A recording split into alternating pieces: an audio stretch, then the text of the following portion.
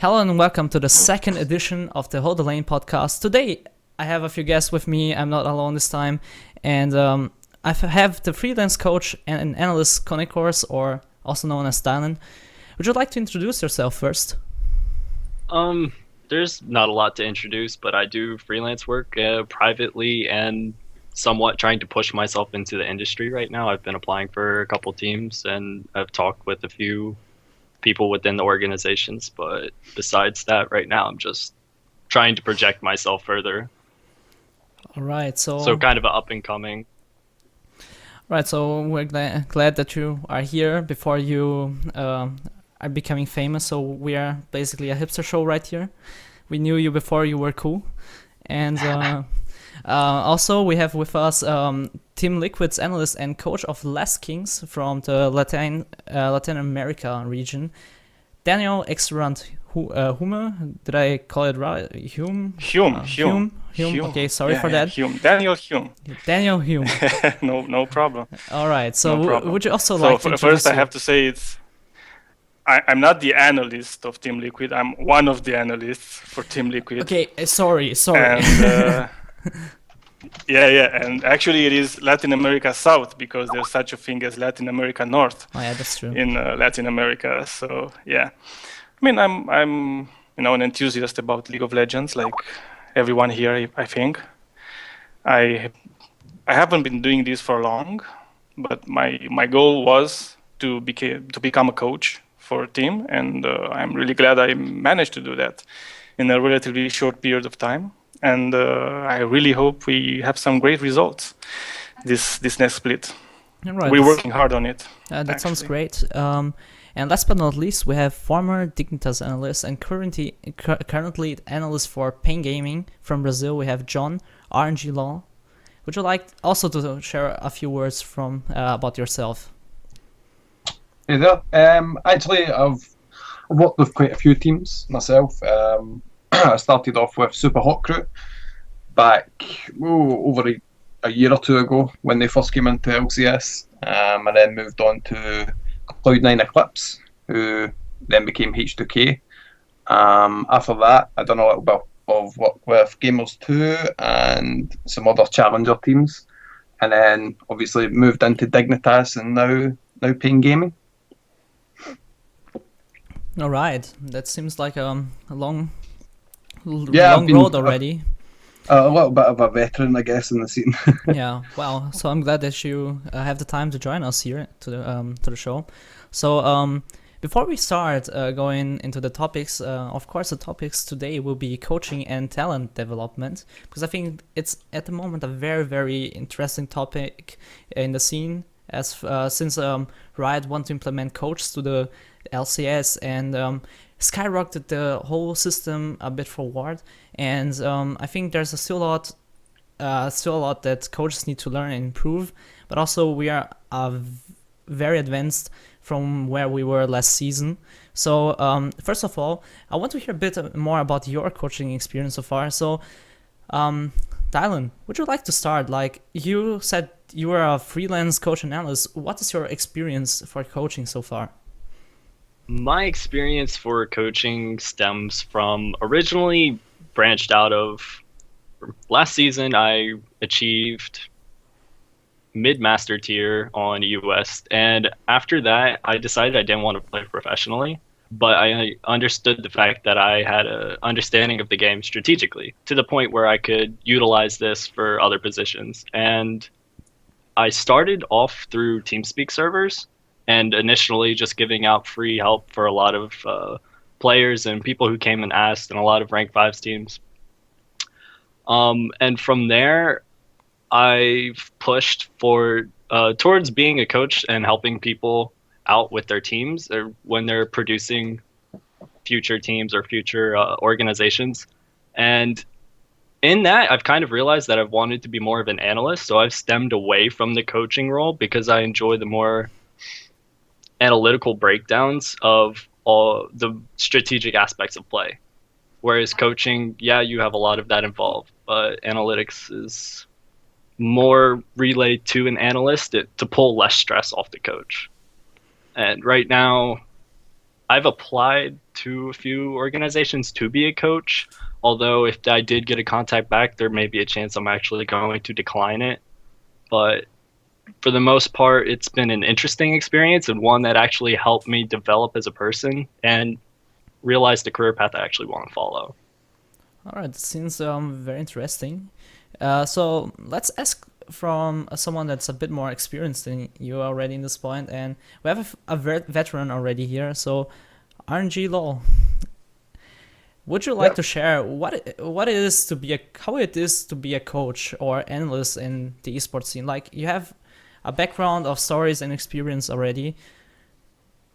What do you like to share about them? It's a lot different to traditional coaching in the sense that generally coaches in most sports, I come from a footballing background, so I've got my third grade SFA coaching badges, which is the Scottish Football Association. And in those teams, the coaches, the managers, as such as the head coach, they make the decisions. They control the roster as such, the team. They decide who plays, who doesn't play, who's benched, who's getting, signed to the team. And that's simply not the case in the West, at least. In Korea, I hear it is different. But what you should expect working in the West is that really the players have the power, Really, as a coach in the West, at least, you're seen more as an analyst and a sort of second opinion to the team. You're the sixth member. Rather than being above them, you're equal to them, if not slightly below, So, I mean, it's fine. It's fine if the players respect you, but not having that entire control means that the players have a little bit more space to really not take on board what you're saying, So really coaching right now, at least I find myself, is really dependent on the players and how coachable they are and how much they want to listen and learn, Yeah. So you think there's no difference at the moment from head coach and analyst here in the West? No, there's not really. Like, the only difference is an analyst can obviously work from a remote location, whereas the coach obviously needs to live with the team and be at Riot events because, Riot pays their wage at the end of the day. So you need to be there. You need to be there for the champion select and whatever. But essentially, all you are is an analyst. That's what teams look for in their coaches right now, which is wrong. It's fundamentally wrong. A coach should be someone who knows what's best for the team, whereas an analyst knows what's best in terms of gameplay. It's two completely separate entities that get treated the same, right now, which I don't agree with, but that's the way it is, and it's not going to change for probably a very long time, if ever. All right, this is already a very interesting perspective, which I can only agree, actually, from my coaching experience so far. But before we go into the topic a bit more in depth, I want to ask you, Daniel, how is it to coach a team from the Latin America South region? Well, firstly, it's hard because of the time difference. So I get to how much hours at the moment? Yeah, it's 5 hours. 5 hours. Yeah. Yeah. So, for example, we start the scrims at 11 p.m. my time, and it goes until 4 p.m. or 4 a.m. or 5 a.m. something like that. So from that point of view, it's hard. But I completely agree with what RNG Lol said. I think in the West the coaches are merely some head figures of the team, to say so. They're the guys that don't make that many decisions for the team actually. And I do think the players have way too much power inside the team. And that's fundamentally bad. The thing I like about my team, for example, I don't know if it's true for any other team in LAS, is that I really have enough power to make every decision inside the team. Okay, so for example, I make the pick and bans. The team doesn't have to say anything to say, about the pick and bans. because they trust me that I will make the best decision for the game, which is nice. I also have the final word in what they should practice in SoloQ and what they should improve in SoloQ, for example. And I don't think that's true for the Western scene, for North America and Europe at the moment. And I really hope it will change at some point so we can have a more competitive scene. Because as far as I know, in Korea and China, the coach has real power inside the team. I mean, he has the final word on everything, which is the way it should be. So it's like more a hierarchy than democracy in this case. Yeah, I mean that's the whole thing, because you see, if the team fails, everybody will blame the coach. Mm-hmm. Okay, and that's true for any sport around. Yeah. Okay, if a team fails, who's to blame first? The coach, obviously. So in the Western scene, you're blaming the coach without actually giving him enough power to make the changes he wants to make. So that's a bit unfair, I think, for the coaches, right? So if the team wins, the players get the glory. If the team fails, the coach is the one that's beaten down to a pulp because the team lost. Yeah. And everybody blames him. I mean, if you go on Reddit, everybody will blame the coach. It doesn't really even matter who the coach is. Look at Monte Cristo, for example. Okay, when CLG failed, he was the one to be blamed by everybody. Actually, even the players, as we recently saw, kind of blamed Monte Cristo for their failures. And I don't think that's fair. And unless you as a coach have the entire structure of the organization, the owner, the manager, all that behind you and supporting you, whatever decisions you want to make, it's useless to be a coach actually in the West. You're just there in that case to get some money from Riot, Which is nice.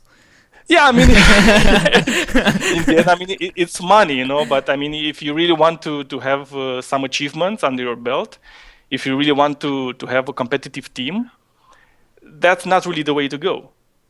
Mm-hmm. Okay? And it doesn't do anything good to you if you want to be a coach for the future in another team. It doesn't help you grow.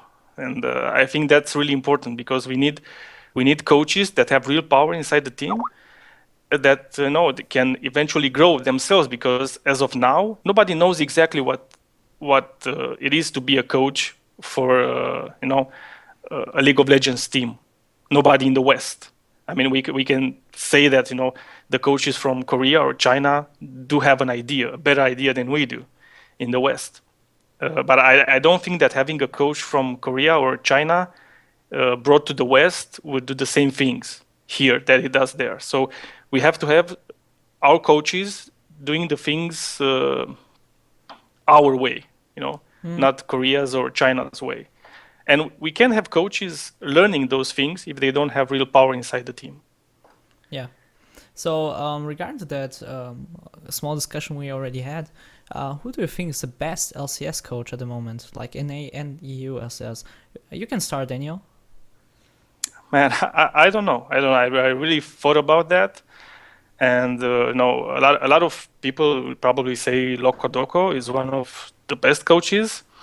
But I actually think one of the best coaches is Daylor from Fnatic. And for one thing, he doesn't have a background in playing League of Legends, competitively as a player. And I don't think that's a requirement if you want to be a good coach. You don't have to be a challenger tier player to be a good coach. Okay, just like you don't have to be a world championship football winner to be a good coach. Okay. I never got the diamond, and I'm a coach. That's, you can say it here. Yeah, exactly. If you want to be a good coach, you have to watch a lot of League, and you can watch League while you're playing League. Yeah. They're mutually exclusive from that point. And I think Daylor does a really good job, dealing with the Fnatic team and just molding them and helping them achieve the things they want to achieve.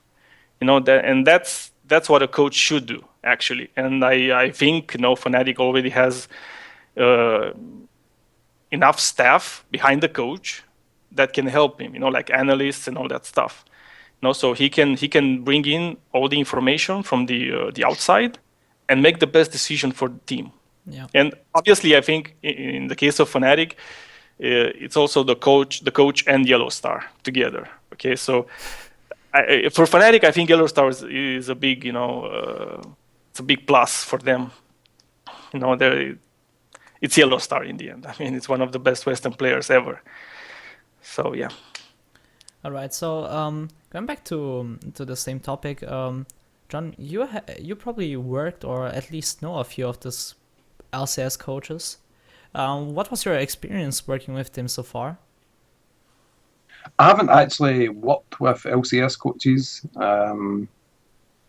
to be honest, because I was a coach myself. It's mostly been talking with them about the game rather than about a team as such. Working with them on a team, I've not done that. As I say, because I assumed the position myself. So from the people I have interacted with, it seems those two different kinds of coaches. One of them being more man management style. People like Leviathan and Sheepy, and maybe even Daylor, as you mentioned there. Guys that they work primarily with the team rather than giving strategic advice as such. Mm. Because it's been well documented that, like a lot of coaches, they're not the best in terms of game knowledge, but they work well with the team. They prepare the team well enough, and the team are happy to work with them.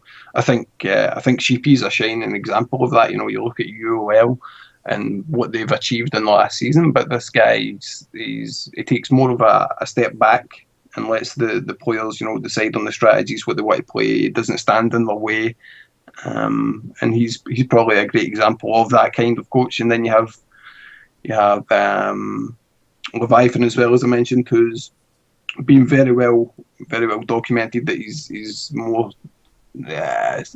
psychological. He's very good at resolving conflicts and those kinds of things, rather than again about the game knowledge and being this master of the game. Which obviously got replaced in Gambit. I think that's what they were looking for, but the guy obviously has qualities outside of that. As far as like these great analytical coaches, I don't really know any. Maybe Prawley would be one. He looks as if he's done a really good job at HDK. They look a really, really strong macro-focused game. So him, and in fact Dentist as well. Dentist deserves a really good shout in that. I think what he's achieved with Copenhagen Wolves has been phenomenal. That was a team that most people thought would be auto-relegated or fighting for their lives, and he's ended up taking them to playoffs and doing really well. So there's a few guys that have done really well in the EU. Obviously having different styles. I think that's the important thing to note as well. Mm. Sure. And what's your take on this, Dylan? Honestly, if you would have asked me before MSI, I would have said Loco. And that pertains to the fact that Reginald actually gave him a lot of power within the organization to make roster decisions, to limit players or put them on schedules or punish players if they're acting out of line.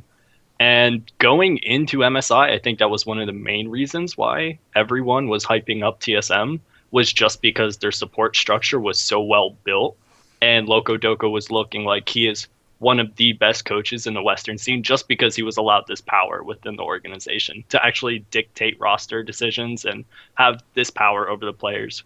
And in turn, the players actually respected him because it's also like a power trade, whereas once you're above the players in a sense of importance to an organization, they now in turn need to respect you a little bit more and cater to your opinions. So sadly, TSM fell. And I'm not a big TSM fan, but it made Loco look really bad.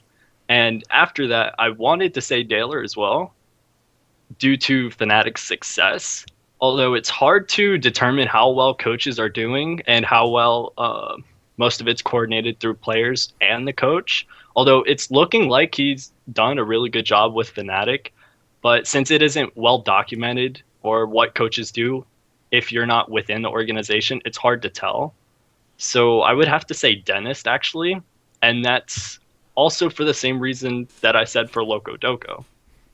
Copenhagen Wolves actually gave him the authority to make these decisions within the squad. And he's talked with, or he's come out and said, he's talked with people like Young Buck or other players that they need to step up in certain situations. We're looking at, if you continue on this bad streak, we're going to have to look at swapping you out or putting in a sub or something because we can't afford to have you playing this poorly. And having that authority or this power ladder structure within an organization really allows for success, because at that point you're not just dictating it around the players or the popularity from a fan base, and you're actually allowing somebody to look and see what can best produce success for a team, and not just what's going to be good for popular opinion or PR purposes. Yeah. So. Well, I think at the most what I've thought that Loco Doco is one of the best, but as everybody mentioned so far, it's hard to say from the behind the scenes who is really making the most and the best work.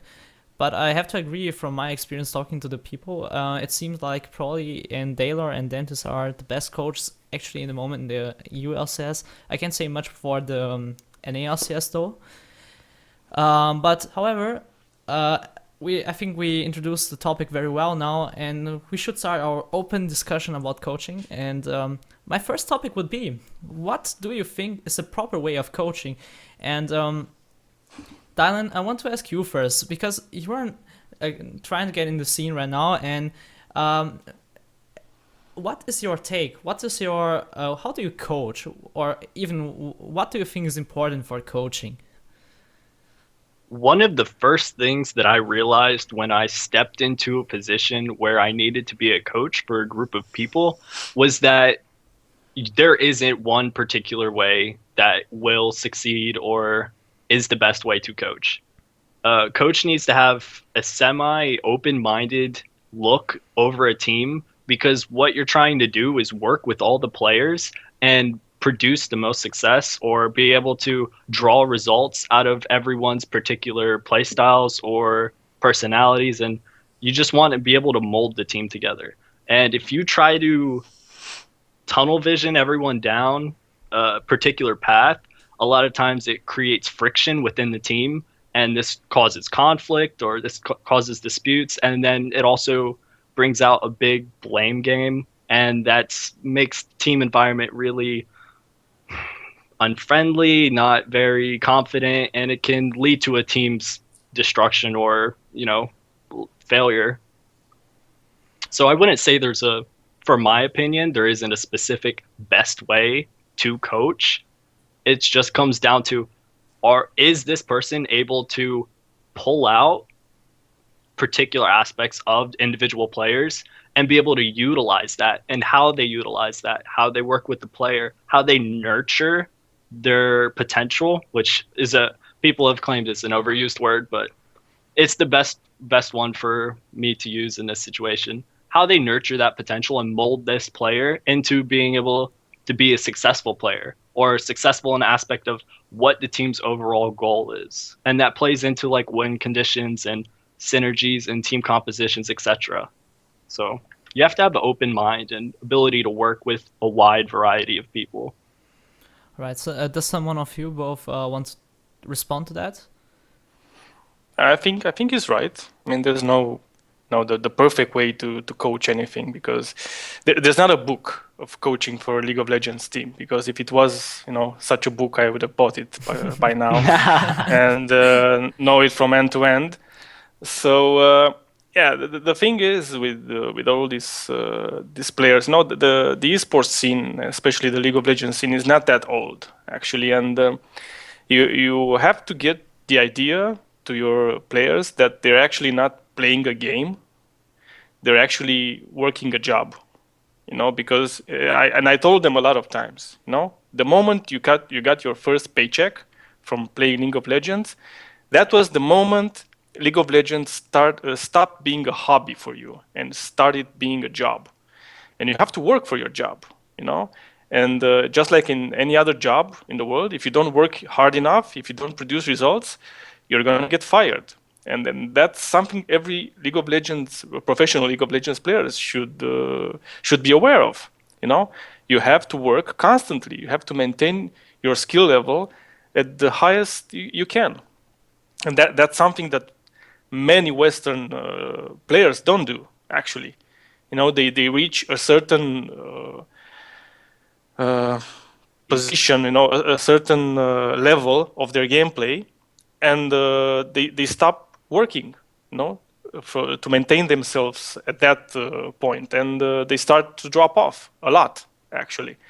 And I don't think there's anybody there to tell them, you know, you still have to work. I mean, you're good, you're one of the best, let's say, you know, but you still have to work for that. You can't just say, you know, I'm the best, and from now on I'll just stop working. I'll stop solo queuing, you know, I'll just play scrims, you know, to have something to do. And another thing that I told my players is to act professionally everywhere. Okay, it doesn't matter that you're in solo queue. You know, if somebody's trolling you, you know, don't troll back, because that's not an answer. You know, just concentrate on what you have to do, because the guy that's trolling you is not earning any money from playing League of Legends. You do. You have a responsibility. You have a responsibility, you know, to yourself as a player, as an individual, but also towards your team. You know, because the moment you start trolling yourself in solo queue, you're not only hurting yourself, you're hurting your teammates. You know, because people will automatically associate you with the team. You know, and no, there's a lot of aspects into the psychology of the League of Legends player, and I think as a coach, you have to understand that, and you have to make them understand. You know, all these things. You know, the way they should act. You know, the fact that they have to be on time for everything. You know, I mean, if the scrim is at a certain hour, they have to be there, on point every time. You know, no excuses, because that's, you know, it's like going to a job. You know, if it's a 9-to-5 job, at 9 you have to be there. If you're late for 5 days in a row, you know, somebody's gonna notice, and you're gonna get a notice then. You know, that's the whole thing, and. Yeah, that's my basic take into what it takes to be a coach and the way you have to view it right now. Yeah, sure. So as far as my experience goes, like I didn't manage or coach any professional teams or amateur teams. Like I picked up 5 SoloQ players and tried to make a team out of them. And the thing is, as you mentioned, it's hard for someone to take the game seriously first. Not many have the mindset, and like I had 3 teams right now, right? The first one, we struggled to find a support, and at some point the motivation was down. People didn't want to play anymore. The second one, I built with the third one together. They played 8 games together, but they already lost the motivation. Like they already lost the motivation, didn't want to put the time effort to make the way up there. Yeah, and I don't think that's something you can coach into people. Yeah. So the motivation, you can't coach motivation into people. Motivation people are either motivated driven or not. by passion. Yeah, I mean, if you want to succeed, you want to succeed. I mean, I can make you want to succeed. That's the whole thing, and that's where coaching has absolutely no relevance. You know, and yeah, I know if you want to start a team from scratch, finding 5 people highly motivated and that want to make it into the professional scene is hard. Yeah, it's totally hard. It is one of the hardest thing to do right now, and it's probably harder in NA than it is in Europe. But it's anyway, even in Europe, it's very, very hard to do that. And I mean, like I had those 2 teams, right? And I made them like the main team with the bit better players. But since at the rest of the tryouts were so talented, I decided, okay, dude, talking with the coach, right? Let's do simply 2 teams. Like they are so good all of them, we can simply drop them out and say you're not good enough, because they are good. They just need a bit more time and a bit more in-depth coaching about the game, and they will reward us with really, really great games, right? And the funny thing is, the second team was motivated from the beginning. Like, before we started the show, I was coaching them, and we were doing lately the last few days like lane swapping, and they are learning so fast. Like, it's insane how motivated the guys are, and I'm lucky that I'm able to learn with these guys, because they reward me back every time I coach them, teach them something. They say thank you. Like, and it's something I never heard before. Like, I'm coached a team for 3 months. 2 months, sorry. And after the games, they were mad at me because the coach that I actually want to give them, that was a bit better at the time, as I was at the time, didn't coach them properly, so I simply took the job, and I couldn't do what I needed to do for them to make them better, right? And now, when you're coaching people that give you something back, obviously your coaching will be better, right? So I think that's when the next topic comes in.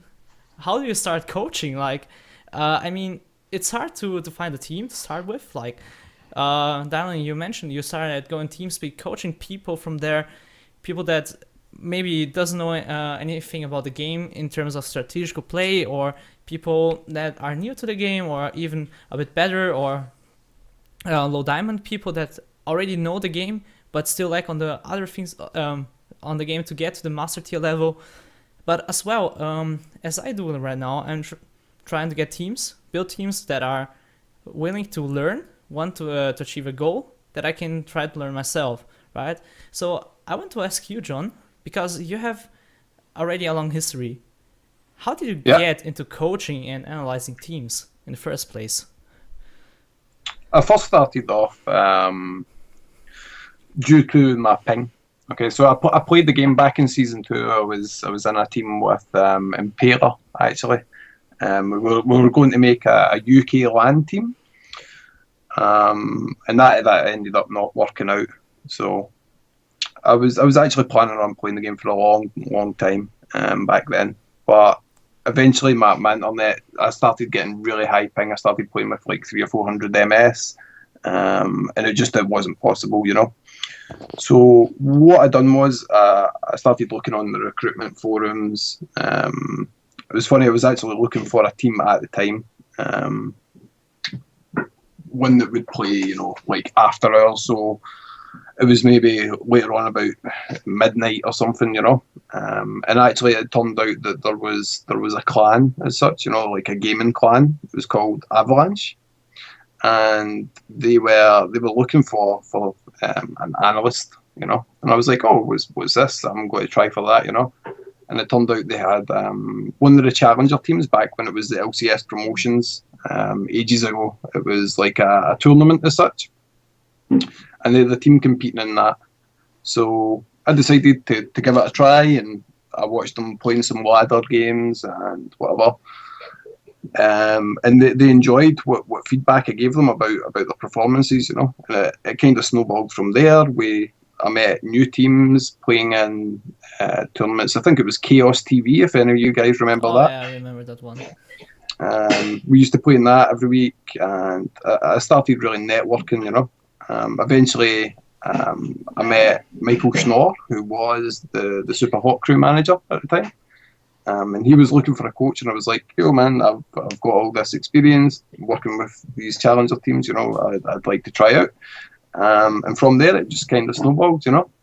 You work your way up, you start from the bottom, and you start networking, and you meet all these guys, and you know. I think now it's a lot easier than when I first started, because teams actually take applications in rather than someone who they know through a field of contacts, you know. Mm. But yeah, that's how I got started. I think that's changed a bit right now. I mean, when I remember when Fnatic was looking for a coach now for this season, they made a huge post, right? we are looking for an experienced coach that already has done this, that has experience in this and this and this, and can show a good portfolio, and also knows a lot about this and this. Like they were looking for a professional, right? And I think that's the step we are going right now in esports, that we're starting to look for professionals that aren't professionals yet, right? So I mean, I wouldn't call me a professional yet. Of course, it depends a lot on the position you're doing right now and stuff like that. But if I would have to approach someone that is looking for a professional, I would still to apply like as a professional. And what's your experience so far, Daniel? Did you have to apply, or did they contact you, or how does it work in Latin America South at the moment? I mean, well, for my experience with the last Kings, the team that I'm coaching, was actually kind of very direct. I knew their former coach, and he knew that I was looking for a coaching position. And the moment he left the team, he actually proposed me to the team, and I got together with them via TeamSpeak, and we had a discussion for like half an hour about what my view of the game and my view of coaching. And no, they liked it. They liked what they heard from me, and I was the coach. Half an hour later, I was the coach of the team. So that was pretty fortunate for me. Yeah, very quickly actually, very very quickly, and that was fast. And the thing is, you have to put in a lot of work, to make the team, perform at the highest level. And everybody has to put in that work, not just the coach. The first that has to put in the work are the players.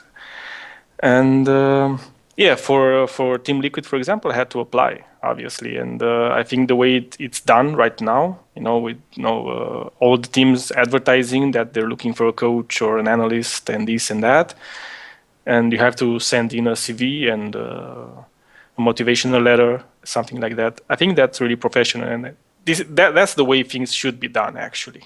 I mean, even if you know a guy that's good, he can also send a CV. Okay, so in the end you can choose him, but that way, if you have an application, you can get a database with a lot of people that can work for your organization, and in the future you can just select from that database that you already have. Sure. And I mean, like right now, I think we're going the right direction, and we're getting a bit more professional in esports. And I mean, not in general, only the organizations, and everyone is stepping up a little bit, step by step. And right now, I have a very important question to all of you guys. Like, we talked about general coaching right now, and since our two main topics are coaching and talent development, what would you expect to be the difference or what do you think is the biggest difference between coaching an LCS team and a challenger scene team? Who wants to take a first shot in this? That's a hard question because I'm coaching in LAS, and for them that's the LCS of Latin America South. So I'm actually coaching an LCS team. But comparing the level of LAS with EU LCS or any LCS, you could say actually the Latin America region is sort of the challenger level. Okay.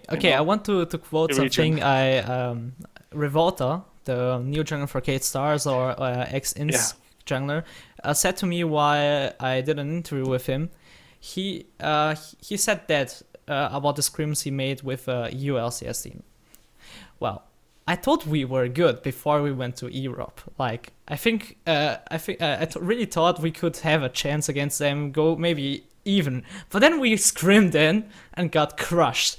And the thing is, we didn't know what happened. Like, they found things and destroyed us in a certain way that we were confused after the games. After rewatching replays and replays over and over again,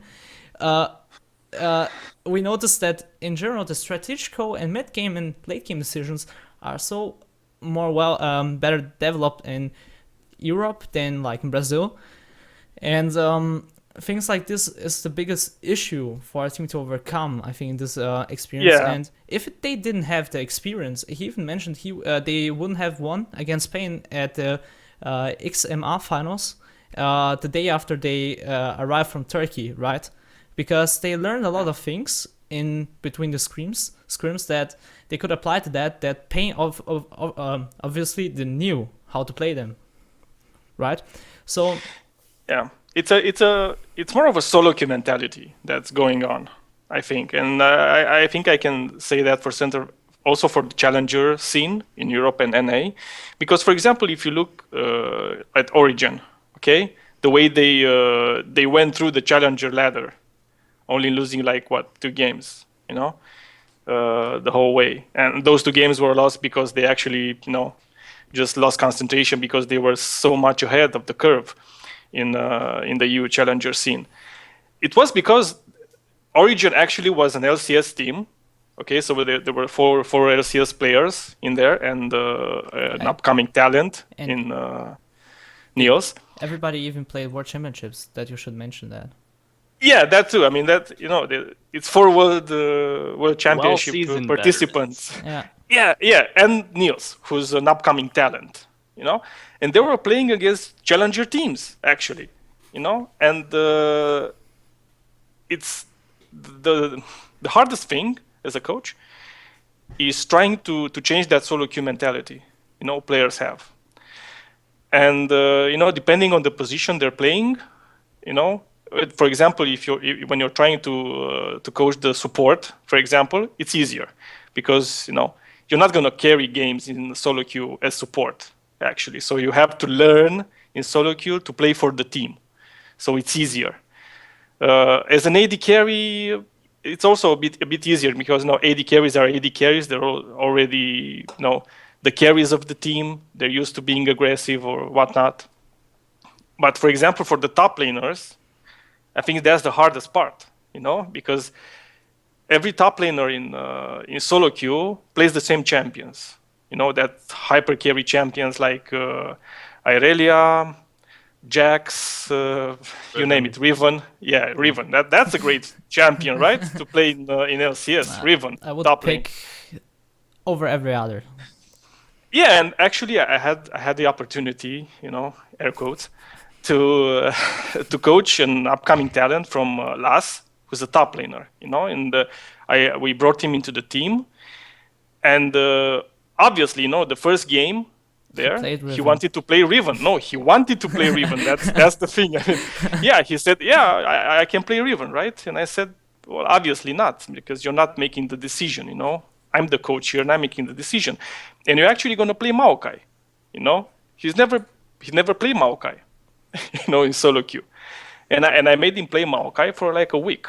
So that was roughly around, 40 games or something like that, That's and yeah, I mean, it's not that much actually. If you think about it, it's 40 games. It's not that much. And I just made him play Maokai over and over and over again in every each game. And I told him, you have to do this and you have to do that. You have to play for the team. You don't have to play for yourself. You're the carry, but from a different perspective. Okay, you're not carrying by dealing tons of damage. You're carrying by protecting your AD carry or your mid laner and all that stuff, by engaging at the right moment, and tell this to a Riven player. Yeah, from a Riven player, and a week later, he was actually really, really good on Maokai, and he had these amazing plays on Maokai, because he started to understand exactly what he needs to do in a team environment. The way I told him this, I told him, okay, so you're a challenger player, okay? So on the SoloQ ladder, you're a challenger player. I'm silver, gold, player myself, because I don't play the league that much. But when it comes to knowing the game, from a competitive point of view, well, I'm the challenger player, and you're the bronze player when you come into the team, and you start playing. So you have to listen to me. And I'm going to make sure that you're going to rise through the ranks until you become a challenger player in a competitive environment. And the luck was that he understood that he has to listen to me, and he became a much better player. For any team that wants to play with him. I have a question about that. You said he was a Riven player, and you were pushing him onto Maokai. Now, during the transition of his perspective on how to play top lane, was it difficult implementing smart and strategical teleport usage? Oh yeah. I mean, the first time he played, it was like the teleport summoner spell wasn't there. Yeah. It was just like his key was unbinded, and and he actually didn't know how to use teleport. My key's broken. And slowly by slowly he started to understand the importance of teleport, because what he used to do was use the teleport just like I would use the teleport when I'm playing in the silver gold ladder, just to get back to the lane as fast as possible. That's why teleport is there, right? And the moment he understood the importance of his TP and the impact he can have on the map, on other lanes, it was a moment, in his transformation from the Riven player to Maokai team player. It was a really, really big step, for him. The moment he understood the importance, you could actually see he was thinking differently about the game at that point. Yeah, so there are small things that you have to teach, and you have to do it in a way that it doesn't upset the player. You have to constantly talk to him, because actually they're kids in the end. He was a 16-year-old, so you just have to talk with him and explain to him why you're doing the things you're doing. And slowly I think he started to trust me more and more. Every time I gave him an answer for why I told him to do a certain thing, and that trust translated into him becoming a better player. All right. So, before I go to the question, I want to go to ask John. You were a Master Tier player, right? So you played obviously against a few LCS players and even known players and known streamers that play high elo. Do you think there's a huge gap already in the SoloQ environment?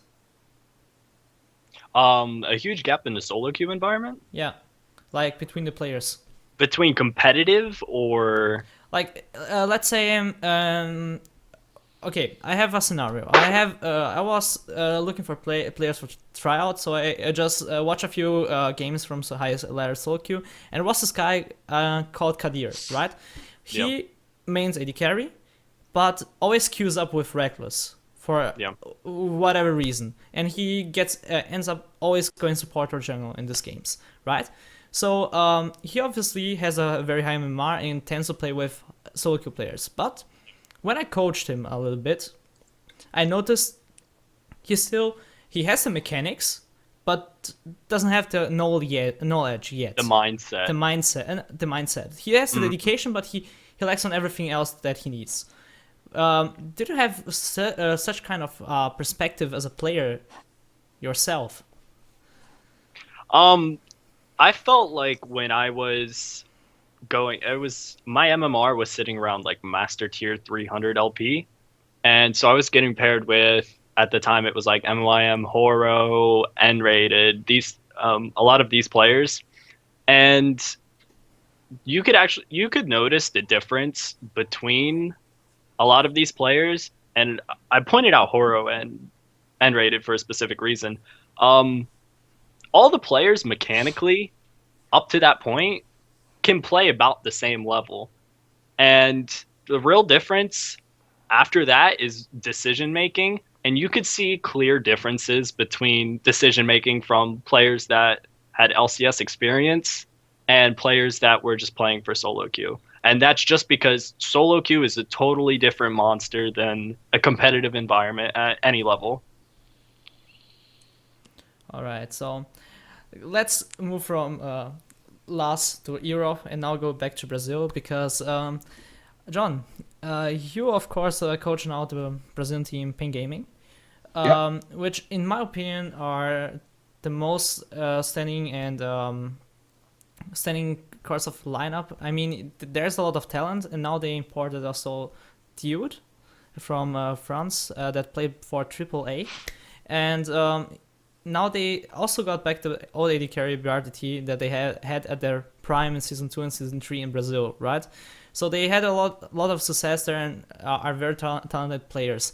How has been your work so far? I mean, you have a kind of overview from multiple regions that you worked with, and where's the gap between coaching them and other players? I think the main differences are, when you look at the scrims, okay, so the teams that we are playing against with Pain versus, say, the teams that we were playing against with H2K. So H2K would play teams like Alliance, they would play teams like Fnatic, SK Gaming, and Pain only has, obviously, Brazilian teams to play against, so Pain can make some mistakes in a scrim and get away with it, like they can make an outplay or they won't get punished as hard as, say, H2K would in that situation. So I think the hardest thing is trying to translate that over to the players, like, look, this is actually really bad. Like, I know you didn't get punished in this situation, but in a really intense game, look, this would happen. The enemy team would be here doing this, and you don't need to explain that in Europe as such because the teams are already doing that. So I would say the teams that you get to play against are obviously not as high in competitive experience or whatever way you want to phrase it. So I would say that's the main difference. I wouldn't say the players are any really different at all. It's just like the way you need to go about things because of the scene that you're dealing with. Yeah. Well, I mean, can I respond to that? Sure, I have go an ahead. idea. Yeah. So the thing is, I mean, you could say there's a certain impact that can be had there, depending on which teams you are scrimming against. But I really don't think that's such a big issue overall. I mean, for example, I know that in my region we don't have such such high-ranked teams to play against, and we still have to improve ourselves. So I'll give you just one example. One way I'm dealing with this is actually just by choosing in Champion Select before a scrim, free losing lanes. Okay, so you have free losing lanes. There's still a winning condition, behind the team, but it's really, really hard to pull off. Okay, so it's really hard to execute. And the thing with that team comp is that if you don't execute it really good, the other team, even if it's not Fnatic, TSM, and all that, can punish you instantly. Yeah. And you can get wiped if you don't execute it properly. And I told my players, this, and it's an important thing. You don't have scrims, so you can win scrims. Okay, because actually by winning a scrim, you actually win nothing. But there's nothing. Don't learn much. Yeah, there's nothing to winning a scrim. You don't win any money. The only thing that can be won during a scrim is experience.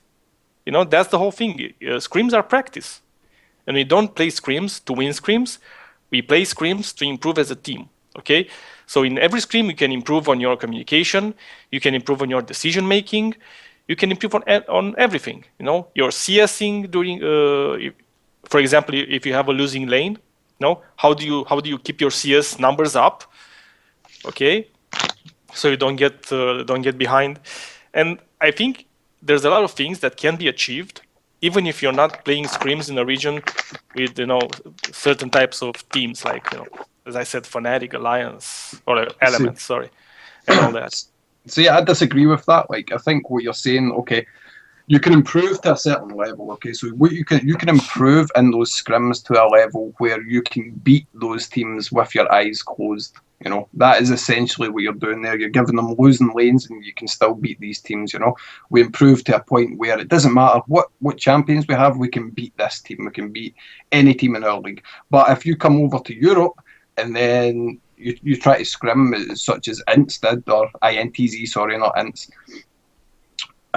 They, as you just pointed out, the host pointed out that they found it really tough. It was a whole nother level, and that's the thing. Like you can only use those scrims to get yourself to a certain level. You know, it's like Goku when he goes into the hyperbolic chamber or whatever it's called. You know, like you can only train outside of the hyperbolic chamber so much, but as soon as you go in there, you know, you go into this European environment or this North American environment or wherever you go to boot camp, then you find it really tough and you learn a lot more and you get really strong. That's how you do it, and it's not because you're suddenly like we're learning a lot more because we're more interested in learning. You're learning a lot more because you're being pushed. You're being pushed a lot further. There's a lot more you can point out. You can say, look where this team's warden. This is where we should be warden. That's what I'm saying. That's what I'm saying. I mean, you can push your team over and over again, even against much weaker teams. I don't think you can, because the enemy team, because you need to account for the mistakes that the enemy team is making and say, look, the enemy team should have been doing this, so you should have been doing this, you know, like, whereas the enemy team is actually doing something completely different. You know, they're like unicorns of love. They don't have a clue what they're doing. They're just doing shit. And, you know, like, so that's the way it is. And you learn to play around that play style. You don't learn to play around the true macro game, you know, like, it's hard to say, because even when I was watching like Brazilian SoloQ, like I was watching Diamond 1 SoloQ, and why would you do that? Never. Because I was watching Dude and Sir T. They were doing some duo queue. So I was watching that and I was thinking to myself, okay, I can maybe see some like some opportunities to give them laning advice or pathing advice and blah blah blah. But the guys that were playing against just didn't have a clue. Like, for example, you have the lane matchups. Okay, so you have Sivir Nami on the opposing team, Sivir Nami, and then you had Dude playing Janna with a Graves. Okay, so Sivir Nami should win that lane. Okay, Sivir Nami dominates that lane, but in this situation, the Sivir Nami were standing on the wrong sides of the lane. They were trading with the wrong support, or they weren't trading with the AD and blah, blah, blah. So it's really hard for me to turn around and say, you know, dude, this is how you improve your laning phase here, because the enemy team doesn't even know how to play the laning phase, you know, like... Yeah. There's a lot of fundamentals you need to think about that aren't in place to tell your team how to improve on, you know? Like, everything's hypothetical at that point. You're talking about SoloQ, and I wasn't talking about SoloQ, you know, and that, you know, the thing where I focus, you know, is the scrims, you know, and the team environment. There's teams and scrims that do that as well, you know? Like, those teams that... Not every team in Brazil knows how to play the lanes correctly. Not every lane, you know. Like I'll watch. Well, she come to last then. Yeah. Maybe you guys will get really strong scrims. I don't know, man. We'll need to see about that. I mean, if you want to see something even lower, yeah. I mean, you can come to last. How do you improve those aspects of your players', you know, behavior when the people they're playing against just don't know how to do it as well? You know, it all becomes hypothetical. No, as I said, it's not hypothetical. It's not you can't. I constantly choose for them, you know, losing lanes. You know, just because I know they're good, and you know, I think for right now we have probably the best roster in LAS. Okay, hopefully. So in that scenario, like, you've picked the losing lane. And I know. For example, I know I can outplay the other team in pick and bans. Okay, and I could pick every scrim. I could pick the best team. Okay, for us, and win every scrim. You know, easily. Yeah. But that's not really the thing I want to. Okay. Do. What I want to do is improve the team. Okay. So what does a team have? No, what are the aspects that you want to improve in a team? Okay, so there's communication. Okay, for once. Right. I mean, you can improve communication. It doesn't matter who you're playing against. You know, the communication is the communication. Right, so that's still. One it doesn't aspect, matter. That's one aspect that you have to improve. Okay. Yeah. Right. 2, decision making. Okay, for yourself. I mean, it doesn't matter what the other team is making, or the other team is doing. It doesn't matter if the other team is making all the wrong moves. It matters that you're making the right moves for yourself, for your specific team comp. And that's another thing you can improve irrespective of who the other team is. But if you're winning lanes that you shouldn't be winning, how does that help you meet your win conditions? No, I mean, against a good opponent, when I say that I'm choosing specifically losing lanes for everybody, I'm not saying that I'm choosing losing lanes for free lanes, and my players are such gods in last that they're winning their laning phase. No, actually they're not. Just because say they stomp losing matchups because the enemies don't know how to play the lane phase correctly. What do you do then at that point? You choose a worse lane next time. Right, so you take Jana top until I mean, what the hell? I mean, you're picking the worst team comp ever if you have to. This is that's why. Look. I had my former AD carry. He was a very good AD carry. But he has this mentality. He would always go in. Always be aggressive, YOLO. even when. Holo, like Huni, all that stuff, even if we didn't have, he didn't have the right support, okay, for his style of play, and I did a thing that I heard a long time ago, and I told him, okay, so from now on you're playing without flash, okay, and I only made him play, I mean, it's did you it's give shitty, him? but Revive, teleport, ghost? No, I actually left him. For a while he used barrier instead of flash, but then other teams got mad at us, because they thought we were trolling them, and I actually made him keep the flash, but just unbind the key. See, okay, so the other team. I don't agree with that, man. Like, I don't think that improves anything at all because it's not a real game but situation. it did. I mean, I don't know if you agree or not. The thing is, it improved his play. Yeah, that's fair because enough. Like the second he stopped seeing flash as an engage tool, he started having better positioning, and doing the things that I told him he should do. He started having better positioning in lane and in team fights, and he died less. Okay, so he had an average. He had an average of like 8 deaths per game, and from 8 deaths per game, it was down to like 2 deaths per game after he stopped using flash. So that's big. I mean, that's a way you can find to improve a player. That's a very interesting method you have there. Well, this one I can improve, but in terms of that SoloQ debate that you have and on laning it properly, like in my opinion, it's hard. Like I remember even the old support from Pain, Espion, saying in an interview after the season 3 wildcard tournaments that until this point nobody in Brazil knew how to support properly, right? And so SoloQ would be a mess because nobody would support properly. And it's interesting that you choose as an approach to let them play in losing lanes. Even though I'm not sure how well this worked out as a improvement for the players. Of course, they play from behind and have to learn how to play the game correctly in the mid and late game to win the game correctly. If everything goes right. But if you stomp the enemies anyways, then everything is going wrong. Like the method's not working. And what I would do there is what I did with the jungle I'm working right now. I saw during the tryouts he had problems early game. So, alright. Can we? He couldn't open a replay. So we just went the matchup through Terry. Like, you were playing this setup against this setup. What do you think will happen? I asked him, how do you think this will go out? And normally, the usual way you would see that matchup go, you can expect on some jungle paths and how the laners will lane, etc., etc., etc.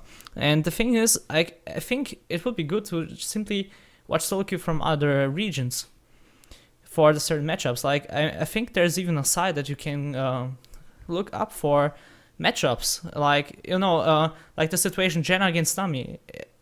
Obviously, a Nami lane should win against a Janna lane. Doesn't matter. Oh, someone dropped call.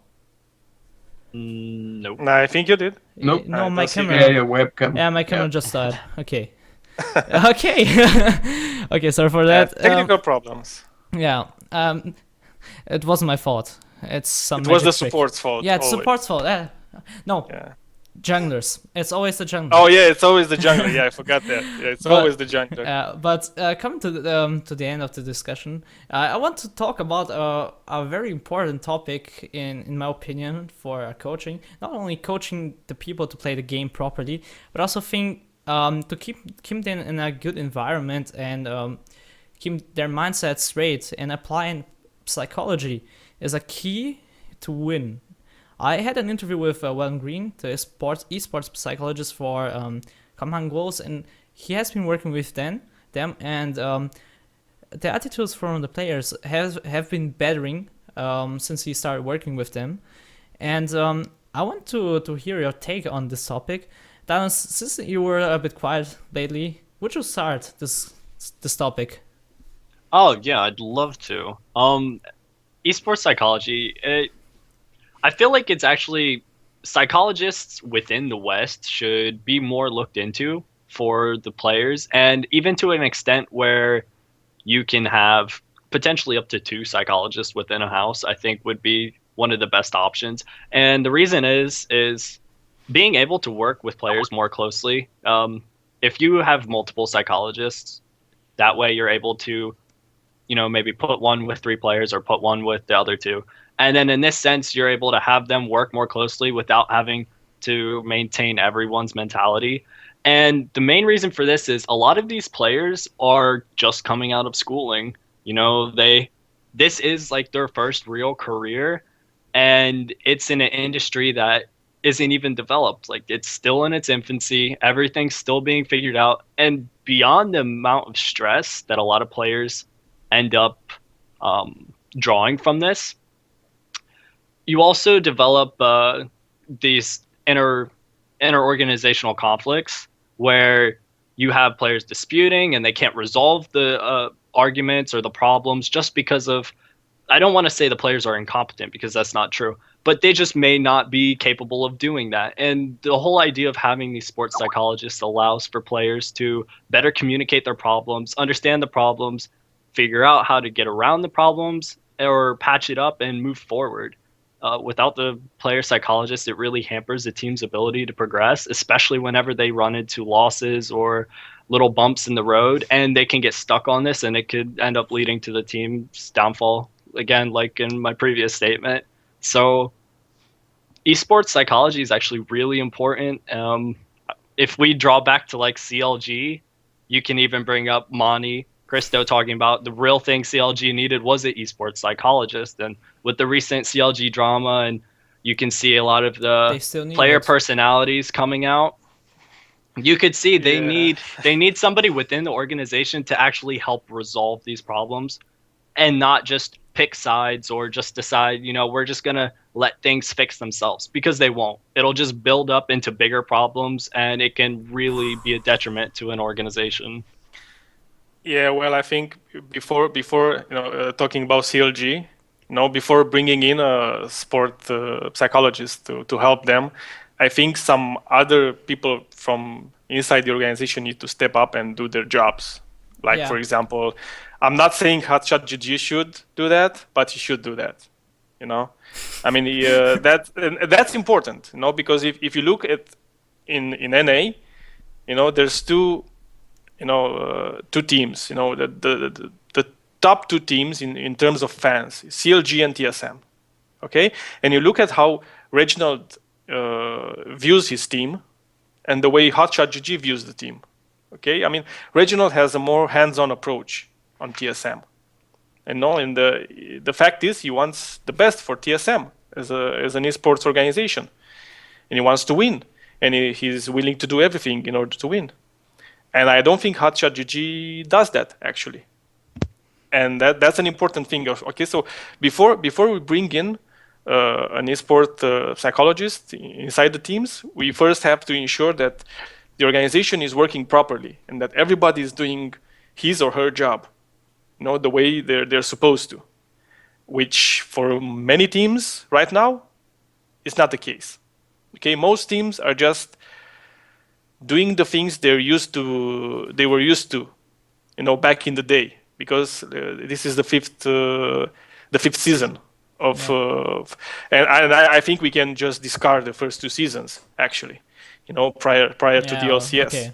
because actually I think the LCS kind of, Was the birth of was the competitive. birth of the organization, inside the League of Legends, and many people are doing things right now the way they were doing things in season 1, and the game is not the same as it was in season 1. The players are not the same as they were in season 1, and the overall community is not the same as it was in season 1. And you have to adapt or die, and that's the whole thing. Interesting that you bring this up, because I was reading an article a few days ago. I don't even remember who wrote it, but he was mentioning that there have been people talking that older players that started season 1 and are still playing are not adapting to the environment that is now. Like they are uncoachable. They are uncoachable because they think they are the best and stay arrogant in certain cases. But like, I mean, it's logical for that to be happening. Actually, I mean, it's they're guys that have played League of Legends since season 1, and I think I don't think every player is in that same category. Okay, so there are players like Dyrus, for example, or Yellow Star, that I think are very coachable. True. Because their attitude towards the game and the way they view their role inside the team is different from a player like, for example, and I know I'm gonna enrage Thorin, Froggen. Yeah, for example, I think Froggen is an uncoachable player, for example, and I may even say Expeke is an uncoachable player, and I would also say Doublelift is an uncoachable player. Because if I come to them right now, if let's say the organization made me coach, and I approach Doublelift or Froggen or Expeke and told them, no, you're doing things the wrong way, they're not gonna think, this dude may have some insight on what I'm doing. They're not gonna think that. They're gonna think, who the hell is this guy? Coming and telling me I'm not doing the. Man, I've been playing since season 1. And in the case of Expeke, I've even won the season 1 championship. And it's hard. They're uncoachable from my point of view. You can even look at the recent problem, or when Leviathan got fired. I don't want to talk about it too much, but there was debate. I don't want to list my name in there. But there was debate on his Twitter where he was talking about how the players themselves just refused to work with him. And I'm not gonna call out names specifically, but when that happens, to be honest, when that happens, that's a serious problem. Like, what's the point in having that coach anymore? And that is a huge problem in the West, because it revolves back to the original problem of the players have too much power. Yeah. Like in that situation, how is he supposed to do his job if the players aren't going to work with him because they don't want to? And I mean, even Forgiven stated a few things in his announcement today about joining Gambit. That he has he saw a few things that made the bot lane not work and already. And I mean, dropping. Well, I mean, it's forgiven. Sorry for interrupting. It's forgiven, and sure, he can say. But he is telling his side of things. Like, he's telling the truth from his point of view, and I think this is a thing somebody would mention when the old school Moscow 5 in Gambit broke down. Even Alex Ich mentioned that people were not willing to work together, and that was the biggest problem at M5. And you can bring out a lot of sources right now that sometimes in Gambit and even in Moscow 5 already, they clashed against each other so much. Like, I think it was on the Torin video about Link's situation in CLG that Torin brought this up.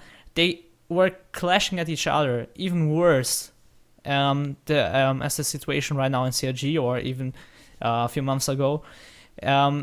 and they could still win the tournament somehow. Like they still crushed a lot of teams, but still they were not willing to work together.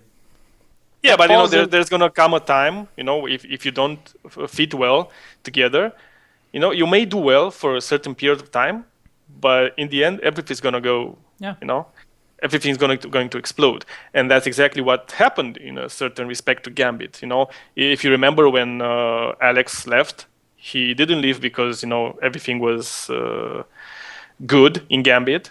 He left because he actually saw all the problems that Gambit had at that time. They, when Alex left, they didn't have a coach. I don't know exactly what their staff was in as supporting the players, but I don't think there was such a thing as a staff, analysts and all that. Yeah, it was the time that everything was coming in. But it's still good. And, in the fact, like, talking about Gambit or previous Moscow 5, it's still good in the fact that, they had all those conflicts, but they were still able to achieve so much. And I think that's in part to a lot of those players taking, and it's probably taking the game serious, like it's a job. Like I would credit that to Alex Ish and Diamond Prox or in my opinion, most of the credit should go to those two players. And that is probably because they took it seriously, like a job. Like in a workforce, you're going to be working with people sometimes that you may hate their guts. It doesn't mean that you can throw a hissy fit and then all of a sudden everything's going to be fixed. Like you need to be able to work with your team. That's what you don't understand. You have to be friends. The power of friendship. Yeah, the power of friendship. Oh God, come on. The power of friendship. No, that's an important aspect of the game, because everybody. If you heard in interviews like 2 years ago, 3 years ago, the winning team, and how's the atmosphere inside the team? Oh, we're such good friends. Everybody enjoys everybody else, and there's such a good atmosphere inside the team and all that. And the power of friendship. We always do things together. Why should you do things together always? Unicorns of Love the best example for this? That they are literally five friends that came up together and decided to take this game seriously. Okay, bold prediction incoming. Unicorns of Love is gonna burn and crash. Team atmosphere is important, and being friends helps, but you also need to realize, like, when something is going wrong and people aren't willing to fix that, then they need to be replaced, regardless of friendships, regardless of ties. Like if something's not being working, friends it needs to be fixed. help to a certain extent. Yes, to a certain extent. Because when you're friends, and you see the other guy doing dumb things, sometimes just because you're friends, it's gonna be harder to say certain things to that player. And that's the moment when friendship actually hinders the team. Yeah, and how can you tell somebody else, that he's not doing very good, to use an euphemism?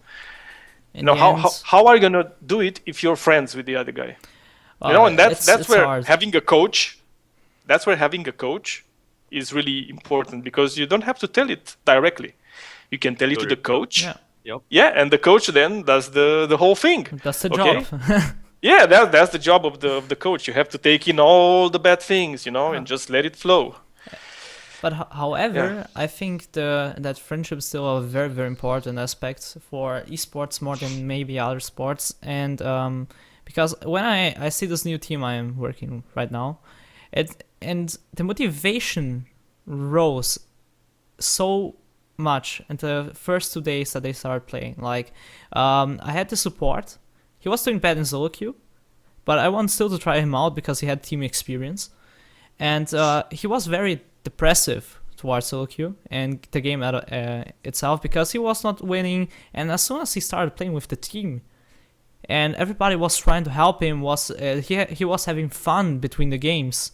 And his motivation rose like from here to I cannot even show to you because of my camera anymore. Like it's that's the thing about friendship that I think is important, like that you can simply motivate each other, and that's why you have a coach. From the way you're explaining it, from the way you're explaining the thing, I don't think that friendship has very much to do with it. I think the team atmosphere has a lot to do with it. Highly pertains. Not to team friendship. atmosphere. Yeah, I mean, there's a big difference between friendship and team atmosphere. Okay, Yeah, those are that's two true. different things.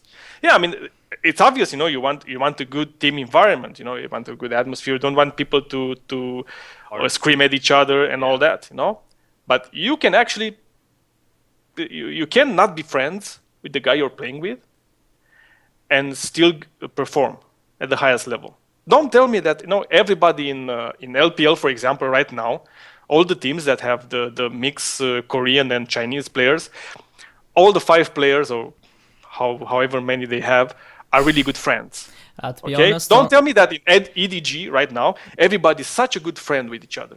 I don't think they are. They're not even all I speaking the wanted same to say language. is like the only team I think there are relationships or a friendship in between might be OMG, but none of the others. And Yeah, you see how well OMG performed, right? So A team should just they consist won of LPL, 5 right? people. The power of French. Oh, they didn't win LPL. Sorry, Yeah. I forgot. It should just EDG did consist that. of 5 people. Your common goal is to win. Point out No, I mean, I can look at soccer, because I'm from Europe, so Yeah. And you're from Brazil. Yeah. You know a lot about soccer, yeah. I do. I do. So, do you think there's 11 people that are friends with each other?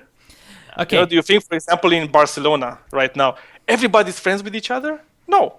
Okay. No. Okay, I have a good story and an example for this. Like when I was a kid and lived in Brazil, there was this guy called Robinho, right? This talent called Robinho that played for Santos with Diego and Elano.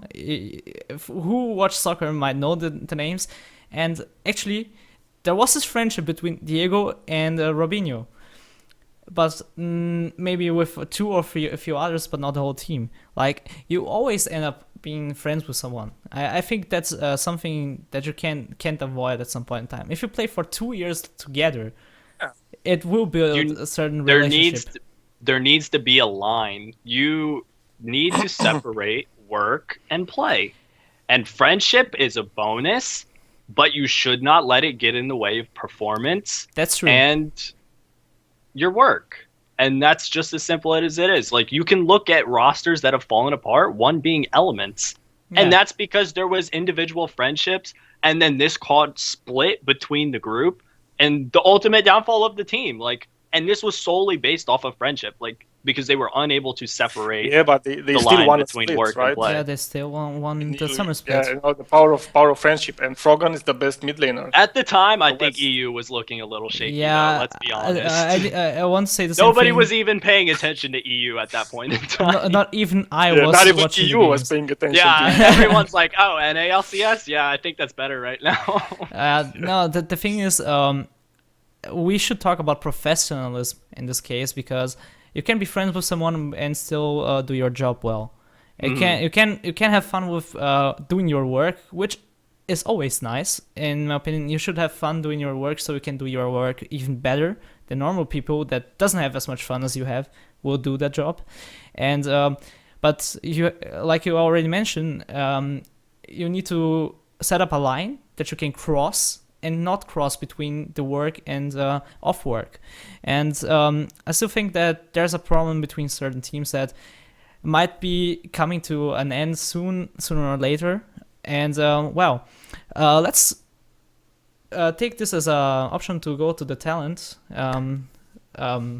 topic, because certain teams from Challenger tend to be friends. Like, I mean, if I had the option to search for an organization who would put me the best team possible, or in the first place try to get to the goal with my friends, I would do it first with my friends.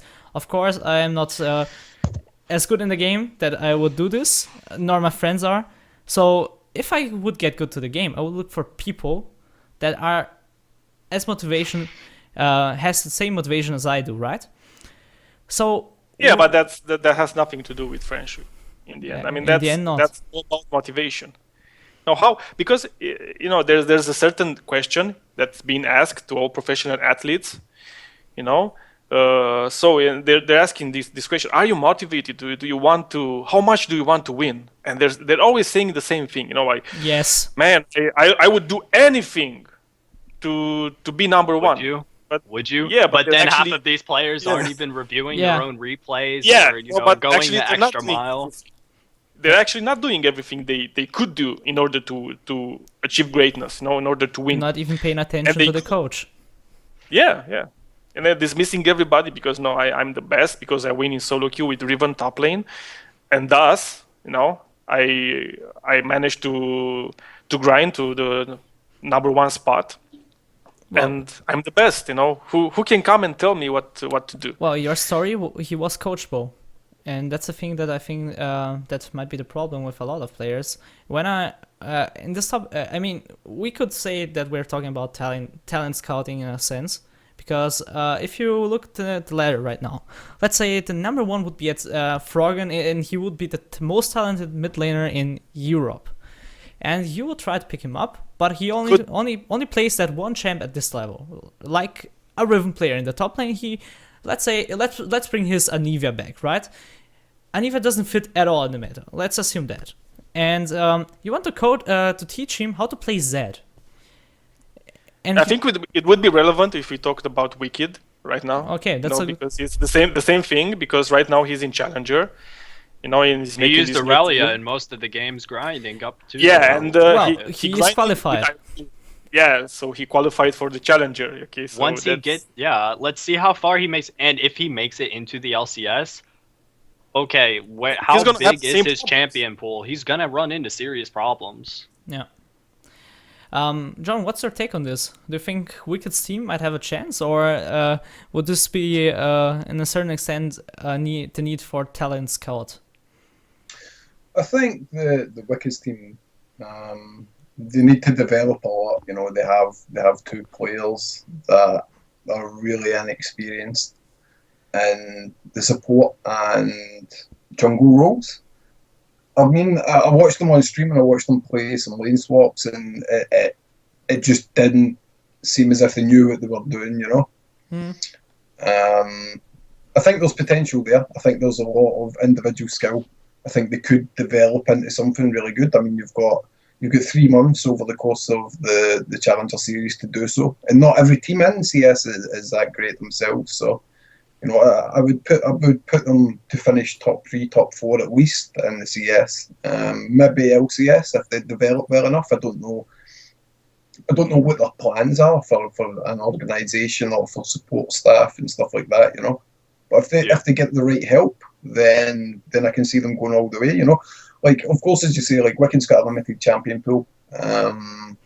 Which is fixable if he's willing to work with people. And I think he will try to. I mean, we've seen a team already do really well with a limited champion pool. Though you look at Copenhagen Wolves Academy last season.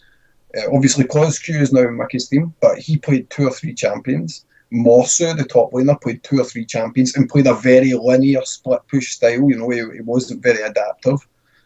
And they done really well. They got to the LCS promotions. So I don't see why Wicked's team cannot do that. They have more experience.